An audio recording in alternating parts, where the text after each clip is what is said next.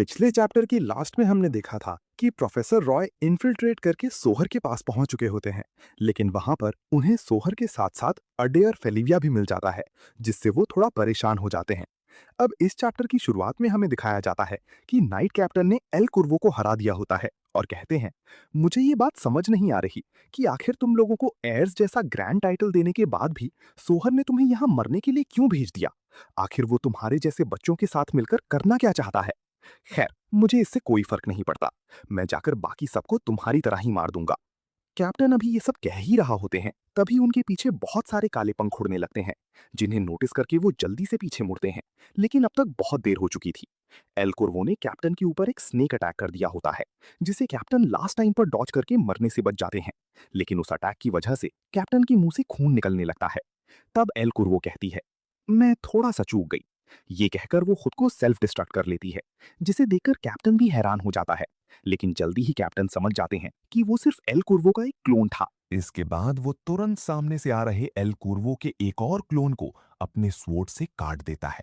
लेकिन इतनी ही देर में रियल एल कुर्वो उनके साइड में अपीयर होकर कैप्टन के सीने में एक अटैक कर देती है, जिसे कैप्टन पूरी तरह से ब्लॉक नहीं कर पाते और खून उगलते हुए कहते हैं, आखिर तुम क्या चीज हो, क्योंकि तुम एक इंसान तो नहीं हो सकती। तब एल कुर्वो कहती है, कुर्वो एक नहीं है। इसके बाद फिर से सेल्फ डिस्ट्रक्ट करते हुए कहती है, जब एक कुर्वो डिसअपियर होती है तो दूसरी अपीयर हो जाती है। ये कहकर वो खुद को ब्लास्ट कर लेती है, जिसे कैप्टन पीछे हटकर बहुत मुश्किल से डॉज करते हैं। लेकिन जैसा कि एल कुर्वो ने कहा था, वो तुरंत कैप्टन के पीछे अपीयर होकर उनके ऊपर एक और अटैक कर देती है, जिसे सही समय पर कैप्टन साइड में जंप करके डॉज कर लेते हैं।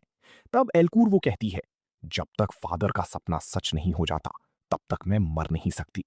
ये सुनकर कैप्टन अपने मन में कहते हैं, क्या इमोर्टैलिटी का पावर। इसके बाद उससे कहते हैं, आखिर तुमने ये पावर पाने के लिए कितने सैक्रिफाइस किए। तब एलकूर वो अपने दिमाग पर थोड़ा जोर डालते हुए कहती है, तुम पूछ रही हो कि मुझे अपने ब्रेन को दूसरी बॉडी में ट्रांसफर करने के लिए क्या सैक्रिफाइस करना पड़ता है।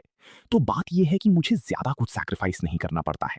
बस ब्रेन ट्रांसप्लांट करने के बाद कुछ समय तक मेरा दिमाग डल हो जाता है, लेकिन मुझे ये सब करने की कोई जरूरत नहीं है, क्योंकि तभी कैप्टन गुस्से में चिल्लाकर कहते हैं, बकवास बंद करो।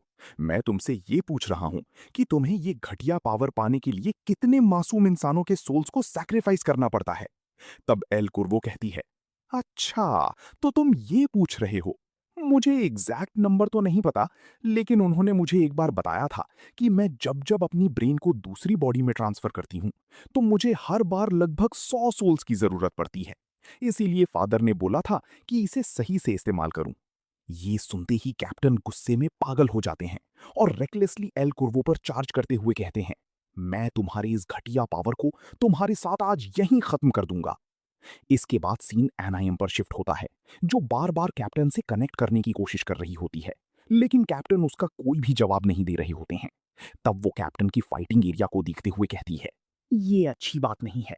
नाइट कैप्टन पूरी तरह से गुस्से में पागल हो चुकी हैं। ऐसे डेंजरस रेजरेक्शन एबिलिटी के सामने भले ही बाइसन के नाइट कैप्टन के पास बहुत सारे स्ट्रेटेजिक एडवांटेज हैं, लेकिन फिर भी वो इतने सारे लाइफ थ्रेटनिंग स्ट्राइक्स को ब्लॉक नहीं कर सकते।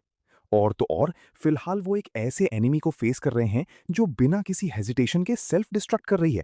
और यही सबसे मेन रीजन है कि कैप्टन को अपने इमोशन में आकर कोई भी डिसीजन नहीं लेना चाहिए। हमारे लिए फिलहाल ये सबसे बुरी सिचुएशन है। इसके बाद वो एल कोनेजो के मॉन्स्टर को, वो उन्हीं की ओर आ रहा होता है, उसे देखने लगती हैं, जिसके ऊपर बैठी एल कोनेजो उन्हें नोटिस कर लेती है और कहती है, क्या तुम्हारे सारे फायरवर्क्स खत्म हो गए। इसके बाद एक क्रीपी स्माइल करते हुए कहती है, अगर ऐसी बात है तो जल्दी से तैयार हो जाओ। तब अनाइम लवीना की ओर देखकर अपने मन में कहती है, ये बिल्कुल भी सही नहीं है। लवीना का माना लगभग पूरी तरीके से खत्म हो चुका है, लेकिन ये नेचुरल भी है, क्योंकि ये बहुत समय से लगातार ग्रैंड मैजिक कास्ट कर रही है। इसके बाद अपनी नाखून चबाते हुए कहती है, हमारी सपोर्ट एबिलिटी तभी काम करती है जब कोई वॉरियर फ्रंट लाइन पर एनिमीज को बिजी रखे। लेकिन नाइट कैप्टन की ऐसी हालत में हम कोई भी नहीं कर सकते।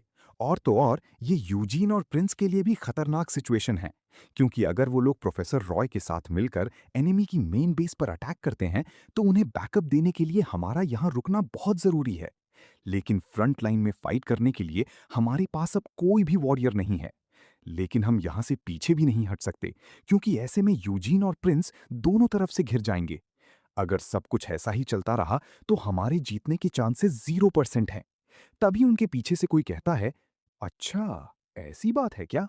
अपने पीछे से किसी की आवाज सुनकर एनायम और लवीना पीछे मुड़कर देखते हैं, तो वहां सुनबे खड़ी होती है, जो कहती है, तुम चाहती हो कि कोई सामने से आ रहे उस मॉन्स्टर को हरा दे, है ना? तब एनायम सुनबे को डांटते हुए कहती है, मैंने कहा था ना कि तुम आराम करो।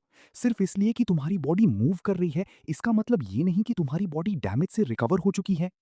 तब सुनबे फाइट के लिए आगे बढ़ते हुए कहती है, अपना मुंह बंद करो। तुम्हें क्या लगता है मैंने 1 महीने तक ट्रेनिंग बस आराम करने के लिए की है? इसके बाद बारबेरियन की तरह ग्राउल करते हुए कहती है, इस तरह बैठने से अच्छा मैं मरना पसंद करूंगी। सुनबे को इतने ज्यादा जोश में देखकर वे दोनों हैरान हो जाते हैं। इसके बाद सीन एल कोनेजो पर शिफ्ट होता है, जो सुनबे को अपनी ओर आता देख हंसते हुए कहती है, अरे देखो तो यहाँ कौन आया है। लगता है कि मेरे बलि के बकरे में अभी भी हिम्मत बाकी है। हालांकि मैंने तुम्हें पिछली बार छोड़ दिया था, लेकिन लगता है कि तुमने मरने का डिसाइड कर ही लिया है।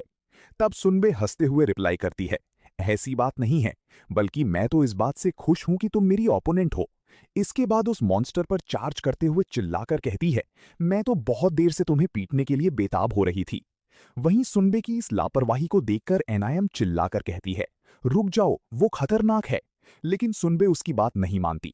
तभी वो मॉन्स्टर अपने एक टेंटिकल से सुनबे पर अटैक कर देता है, जिसे वो साइड में हटकर डॉज कर लेती है और उसी टेंटिकल को एक रास्ते की तरह इस्तेमाल करके उस मॉन्स्टर के ऊपर चढ़ने लगती है। ये देखकर एनायम और लवीना के साथ साथ एल कोनेजो भी चौंक जाती हैं और कहती हैं, ये लड़की सच में पूरी तरीके से पागल है। इसके बाद एनायम सिचुएशन को समझकर तुरंत लवीना से कहती हैं, मैं अपने मैजिक से जिस जिस जगह पर मार्क कर रही हूं, तुम वहां पर अपनी मैजिक से ब्लास्ट करो, ताकि हम सुनबे के रास्ते को क्लियर कर सकें। तब लवीना कहती है, ठीक है। इसके बाद लवीना उस मॉन्स्टर के ऊपर बहुत सारे ब्लास्ट करने लगती है, जिससे सुनबे आसानी से ऊपर चढ़ती जा रही होती है। थोड़ी देर में ही वो एल कोनेजो के बहुत पास आ जाती है और कहती है, क्या तुम पिटने के लिए तैयार हो? सुनबे को अपने इतने पास आता देख एल कोनेजो के भी पसीने छूटने लगते हैं और वो अपने मन में कहती है, ये लड़की सच में पागल है, क्या इसे थोड़ा भी डर नहीं लग रहा? तब सुनबे अपने मन में कहती है, हाँ, मुझे बहुत डर लग रहा है, क्योंकि वो पेन जो मेरे सोल को पीपर की तरह फाड़ने पर मुझे फील हुआ था, वो हमेशा के लिए मेरे सोल पर एक निशान छोड़ देगा। लेकिन उससे भी ज्यादा डरावनी चीज ये है कि मैं ये बात मान लूं कि मैं किसी काम की नहीं। ये कहकर वो एक जंप करके एल कोनेजो पर एक अटैक कर देती है और कहती है, खुद को नीचर की स्ट्रिंग्स के साथ बहने दो और नीचर में खुद को मिला दो। इसके बाद हमें एक पुराना सीन दिखाया जाता है, जब निकान सुनबे से कहता है, एक बेवकूफ भी ये समझ सकता है कि अगर तुम अपनी फिस्ट को अपनी माना और नेचर की पावर से भर दो तो उस पावर की कोई लिमिट नहीं होगी।